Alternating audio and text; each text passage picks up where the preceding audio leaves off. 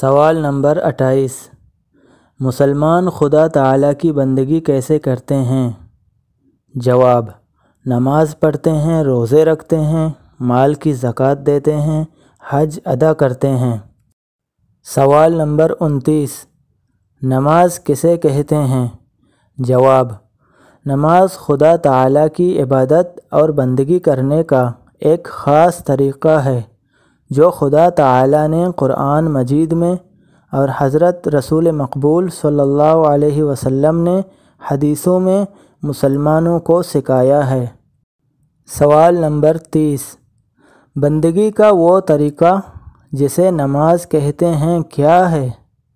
جواب: گھر میں یا مسجد میں خدا تعالیٰ کے سامنے ہاتھ باندھ کر کھڑے ہوتے ہیں اور قرآن شریف پڑھتے ہیں، خدا تعالیٰ کی تعریفیں بیان کرتے ہیں، اس کی بزرگی اور تعظیم کرتے ہیں، اس کے سامنے جھک جاتے ہیں اور زمین پر سر رکھ کر اس کی بڑائی اور اپنی عاجزی اور ذلت ظاہر کرتے ہیں۔ سوال نمبر 31۔ مسجد میں نماز پڑھنے سے آدمی خدا تعالیٰ کے سامنے ہوتا ہے یا گھر میں؟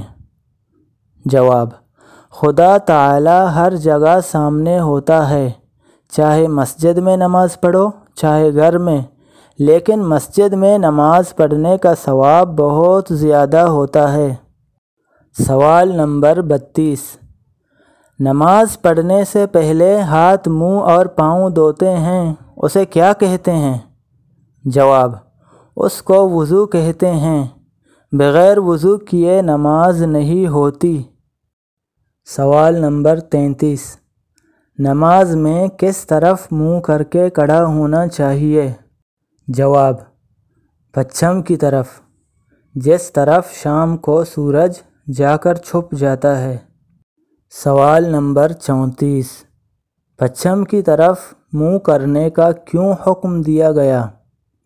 جواب: مکہ معظمہ میں خدا تعالیٰ کا ایک گھر ہے جسے کعبہ کہتے ہیں، اس کی طرف نماز میں منہ کرنا ضروری ہے، اور وہ ہمارے شہروں سے پچھم کی طرف ہے، اس لیے پچھم کی طرف منہ کر کے نماز پڑھتے ہیں۔ سوال نمبر 35۔ جس طرف منہ کر کے نماز پڑھتے ہیں اسے کیا کہتے ہیں؟ جواب: اسے قبلہ کہتے ہیں۔ سوال نمبر 36۔ دن رات میں نماز کتنی مرتبہ پڑھی جاتی ہے؟ جواب: دن رات میں 5 نمازیں فرض ہیں۔ سوال نمبر 37۔ پانچوں نمازوں کے نام کیا ہیں؟